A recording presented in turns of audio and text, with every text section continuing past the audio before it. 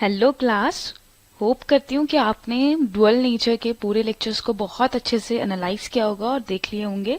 तो आइए आज हम उसके पीवाईक्यूज डिस्कस करते हैं। राइट, चलिए पहला पीवाईक्यू हमारा आया हुआ है, which of the following is the energy quantum of radiations.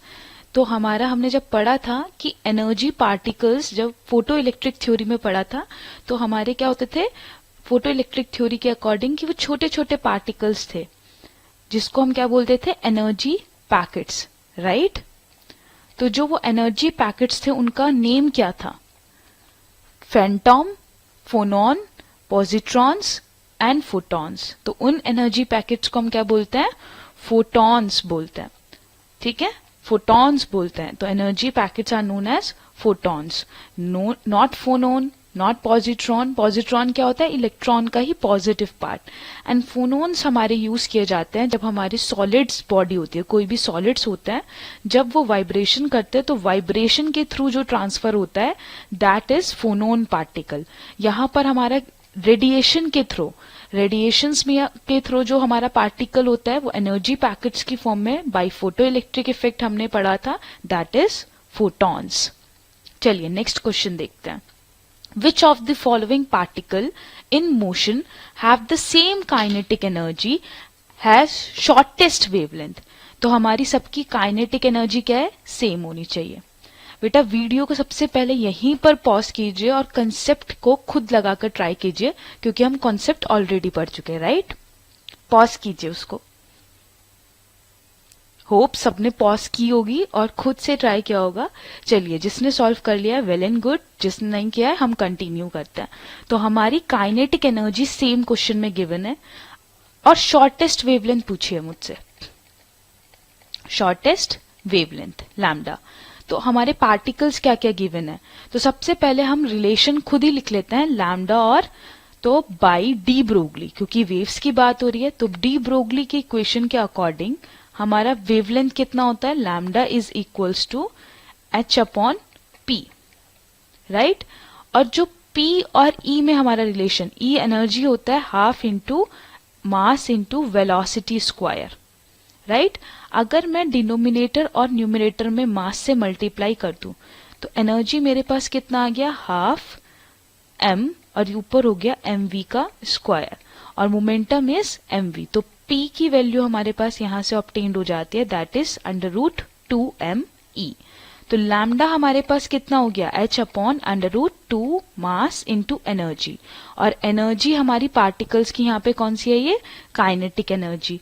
h is constant, lambda तो लैम्डा हमारा, इन्होंने ऑलरेडी क्वेश्चन में क्या बोला है, एनर्जी हमारी सेम है, मीन्स E सेम है, h हमारा कांस्टेंट है, 2 कांस्टेंट है। तो लैम्डा किस पे डिपेंड कर रहा है, हमारा मास पे, मास के रूट पर इनवर्सली। मींस जिस बॉडी का मास ज्यादा होगा उसका वेवलेंथ कम होगा। और हमसे क्वेश्चन में पूछा ही क्या है, शॉर्टेस्ट वेवलेंथ। अब हम ऑप्शंस पे आते हैं। न्यूट्रॉन, न्यूट्रॉन पार्टिकल का मास कितना होता है हमारा, न्यूट्रॉन का मास होता है हमारा m n, that is 1.67 into 10 to the power minus 27 kgs. Right, proton का मास कितना होता है हमारा, mp।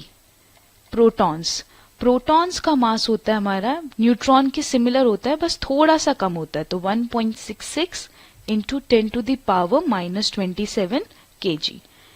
अब आते हैं इलेक्ट्रॉन। इलेक्ट्रॉन का मास कितना होता है हमारा, that is mass of electron is 9.1 into 10 to the power minus 31 kgs। बेटा ये वैल्यूज आपको सारी याद करनी पड़ेंगी। अब आते हैं हमारे अल्फा पार्टिकल। तो जो अल्फा पार्टिकल्स होते हैं, alpha particles are basically Rutherford model में हम डिस्कस करेंगे, तो वो हमारा हीलियम के इक्वल होता है, हीलियम पार्टिकल 2he4। मीन्स इसका मास कितना है, 4 टाइम्स ऑफ प्रोटॉन, प्रोटॉन्स के 4 टाइम्स है।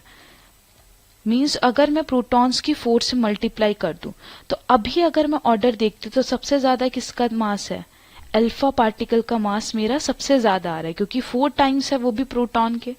तो जिसका सबसे ज्यादा मास उसकी वेवलेंथ सबसे कम, शॉर्टेस्ट वेवलेंथ पूछिए तो हमें अब कैलकुलेशन की नीड नहीं है, तो हम डायरेक्ट बोल सकते हैं हमारा अल्फा पार्टिकल। देखो सेम क्वेश्चन है, बस यहां पर क्या चेंज किया है, लास्ट क्वेश्चन में हमसे पूछा था शॉर्टेस्ट वेवलेंथ, इस क्वेश्चन में हमसे पूछ लिया है लॉन्गेस्ट वेवलेंथ। तो लॉन्गेस्ट वेवलेंथ के लिए क्या होगा, लैम्डा हमारा इनवर्सली किसके था भी, मास के। तो जिसका मास हमारा सबसे कम होगा उसकी वेवलेंथ की वैल्यू सबसे ज्यादा होगी। तो मास हमारा सबसे कम किसके लिए आ रहा है, इलेक्ट्रॉन्स के लिए, क्योंकि -31, तो mass of electron is less, तो lambda of electron is greater, means option A is the correct answer.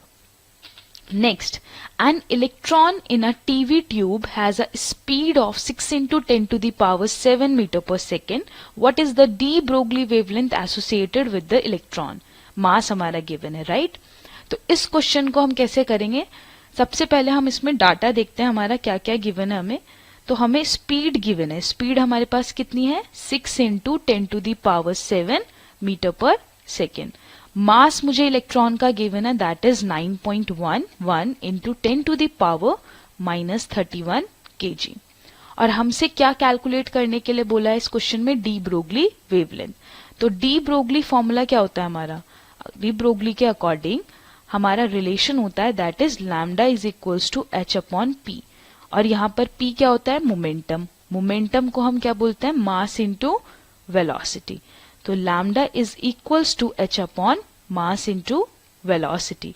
अब यहाँ पर हमें वेवलेंथ कैलकुलेट करनी है, तो हमें हमारे h की, प्लैंक्स कांस्टेंट की वैल्यू पता होनी चाहिए। Planck's constant is 6.63 into 10 to the power -34 joule second.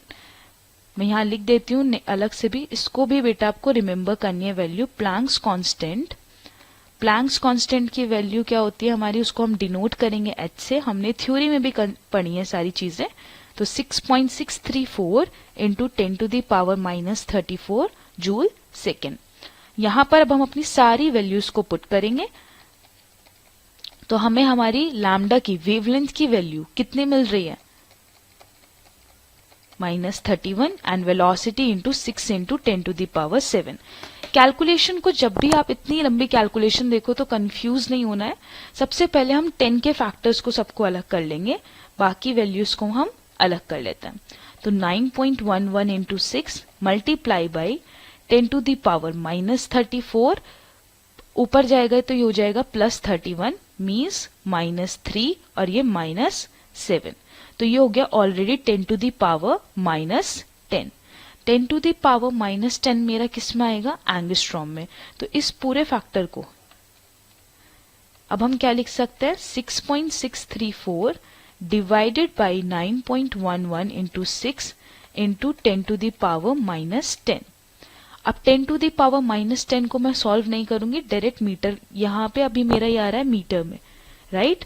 ये मेरा आंसर जो ऑब्टेन्ड हो रहा है ये मुझे किस में हो रहा है, मीटर में। तो मुझे इसको एंगस्ट्रॉम में करना है, तो मीटर को एंगस्ट्रॉम में करने के लिए इसी क्वांटिटी को मैं डायरेक्ट क्या लिख सकती हूँ, मेरी एंगस्ट्रॉम।